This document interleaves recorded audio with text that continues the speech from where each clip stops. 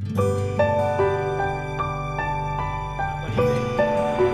है। अब समुच्चय के और भी प्रकार होते हैं। नंबर 1 आता है एकल समुच्चय।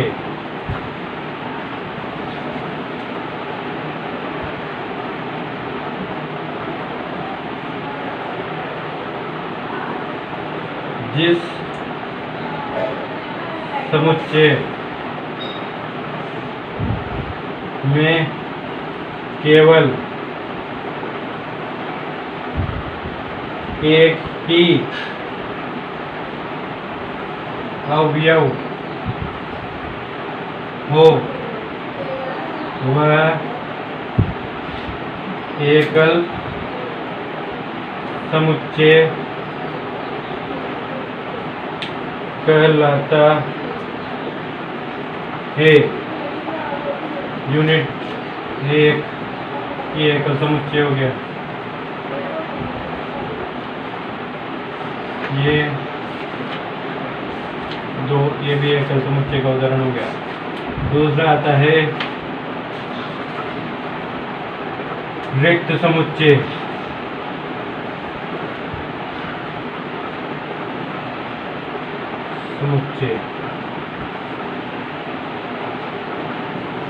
देखो, रिक्त समुच्चय ऐसा समुच्चय जिसमें कोई अवयव न हो, इसे रिक्त समुच्चय कहते हैं। इसे फाई से प्रदर्शित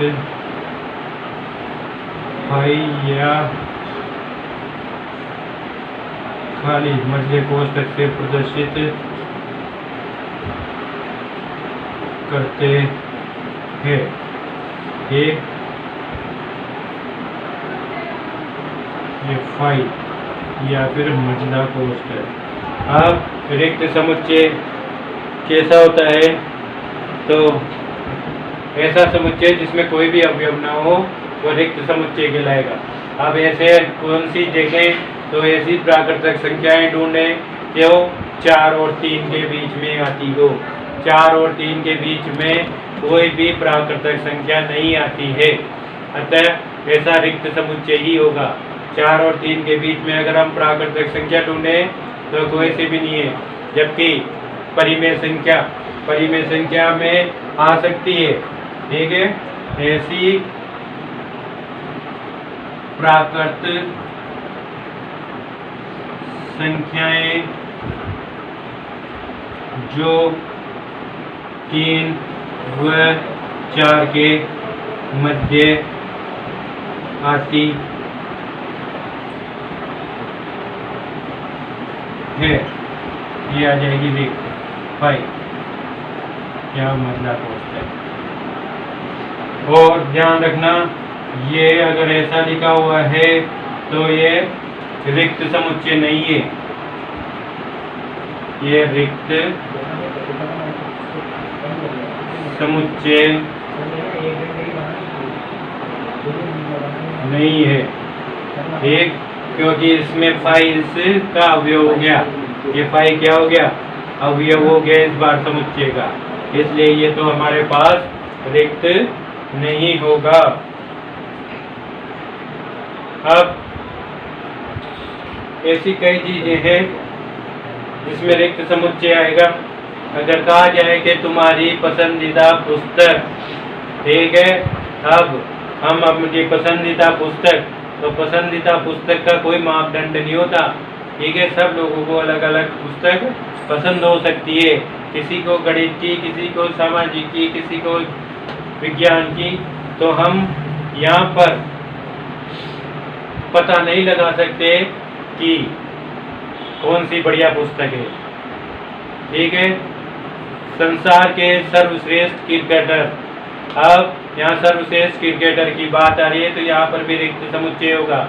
संसार का सर्वश्रेष्ठ क्रिकेटर तुम तो कहोगे कि सचिन तेंदुलकर है, सबसे ज़्यादा रन उसने बनाए हैं।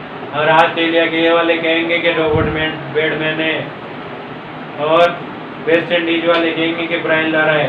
तो यहाँ पर सर्वश्रेष्ठ का कोई गुण नहीं है, इसलिए ये भी रिक्त समुच्चय ही आएगा।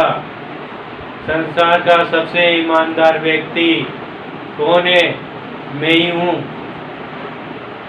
है ना। तो संसार का सबसे ईमानदार व्यक्ति अगर कोई पूछे तुमसे तो क्या बताओगे? कि मैं ही हूँ।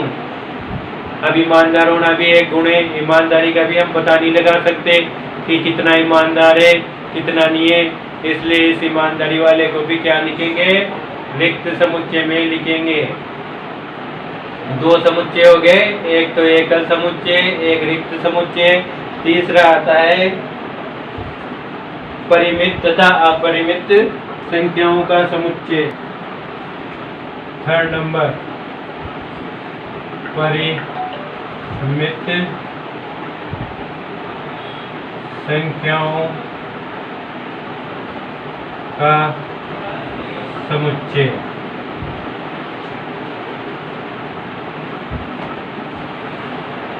ऐसा समुच्चय जिसके अवयवों को गुणा, जिसके अवयवों को गिना जा सके। ठीक है, जिसके अवयव को हम गिन सके वो तो परिमित। जैसे ABCD, इसके कितने अवयव हैं? 4, तो गिने जा सकते हैं। और B बराबर जैसे दे दिया 1 2 3 4 और 5। समुच्चय में अवयवों को कहीं पे भी लिखा जा सकता है, ये नहीं कि क्रम से लिखें। कोई सा भी अवयव किसी भी जगह पर आ सकता है, इसके अवयव को भी गिना जा सकता है, ये इसलिए परिमित है। जैसे 1 से 10 के मध्य की प्राकृत संख्याएं, ये क्या होगा? परिमित हो जाएगा। ये बराबर 1 से 10 के बीच की लिखनी, 2 4 3 4 5 6 7 8 और 9 आ जाएंगी, ये गिनी जा सकती है। और ये समुच्चय क्या बन गया? परिमित समुच्चय बन गया। अब परिमित के बाद आता है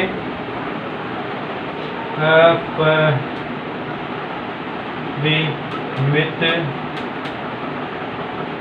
संख्याओं का समुच्चय। ऐसा समुच्चय अपरिमित कहलाता है,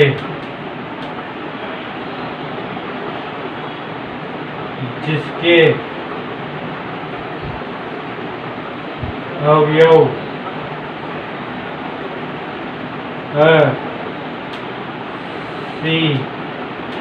असीमित होते हैं। जैसे n बराबर 1 2 3 4 5 डॉट डॉट डॉट अनंत तक जाएगा, ये अपरिमित है, अनंत तक जाने वाले। W 0 1 2 3 4 डॉट डॉट डॉट, ये भी अपरिमित में आ जाएगा। ऐसे Z भी अपरिमित में आ जाएगा, 0 -1 -2 -3 डॉट डॉट डॉट 1 2 3, ये जो अनंत तक जाएंगे वो सब अपरिमित में आएंगे। तुमसे कहते हैं कि तुम्हारे बालों का समुच्चय परिमित है क्या अपरिमित? तो ध्यान रखना, बाल गिने जा सकते हैं, और जो गिने जा सकते हैं वह अपरिमित में नहीं आएंगे। जो तुम कहो बाल तो गिने ही नहीं जा सकते, बाल बाल को गिन सकते हैं, इसलिए क्या होंगे, परिमित होंगे। अब आता है अपरिमित के बाद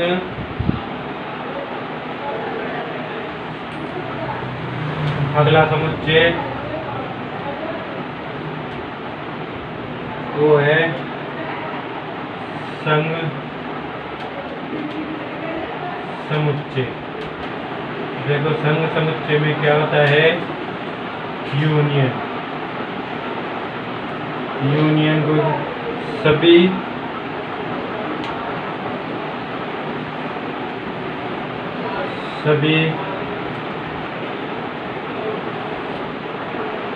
समुच्चयों को जोड़कर जो समुच्चय बनता है,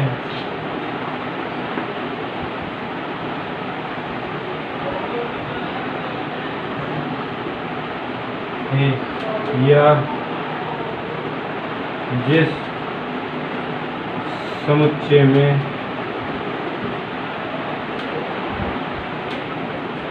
सभी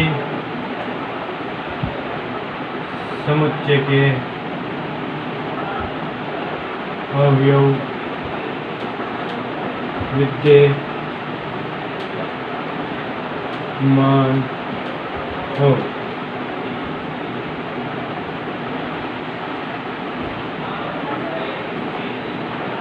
जैसे U बराबर ABCDEFG, A बराबर ABB, B बराबर EFG, C बराबर CDE।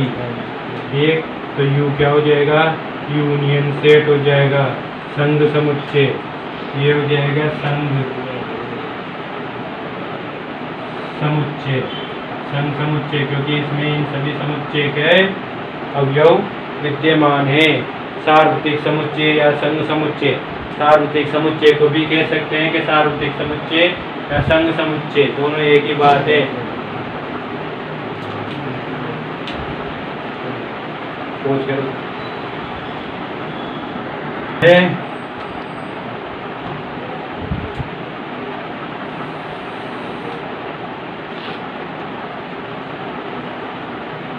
सर्वनिष्ठ समुच्चय,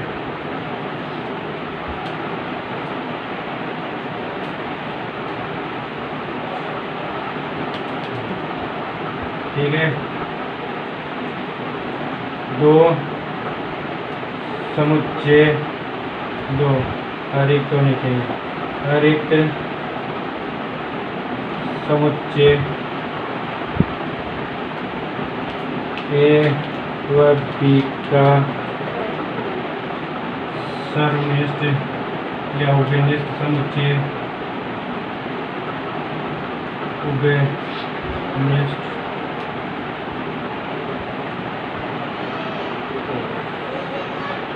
समुच्चय उनमें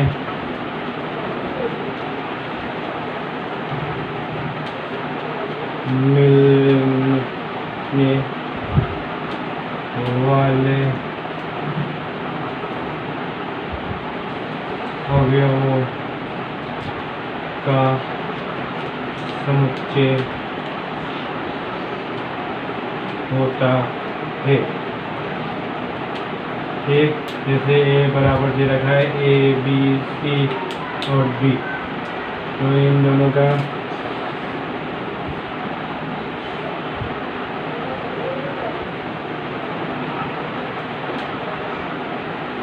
और B बराबर दे रखा है C D E और F, तो इनका सर्वनिष्ठ समुच्चय सर्वनिष्ठ B या ये उपनिष्ठ B लिखना है।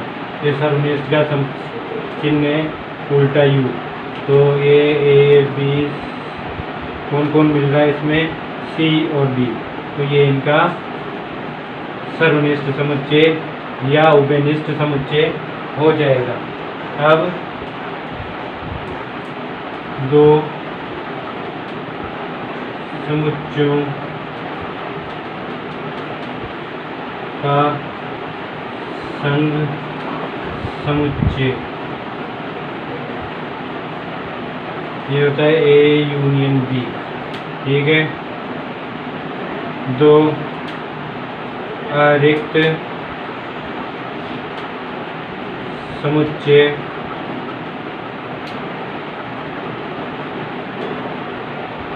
ए व बी का संघ समुच्चय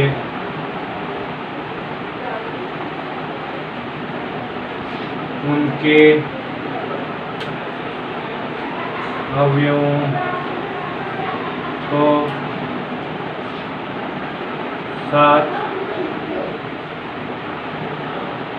लिखने पर प्राप्त होता है।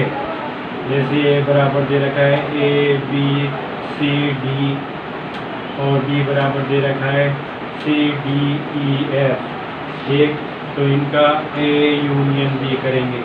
ए union B, A B C D E और एफ। याद रखना, समुच्चय में कोई भी अवयव दो बार नहीं आता है, इसलिए इन दोनों का संग करोगे तो इसमें क्या आएगा, ए बी सी डी दो बार इसमें भी आ रहा है, लेकिन इसमें एक बार ही लिखेंगे। जैसे ए बराबर और दे रखा है 1 2 3 4, बी बराबर दे रखा है 5 6 7 8, तो ए यूनियन बी लिखोगे। ए यूनियन बी 1 2 3 4 5 6 7 8 ये आ जाएगा। ठीक है, ए यूनियन बी सार्वत्रिक समुच्चय के समान ही होता है। वैसे तो संघ में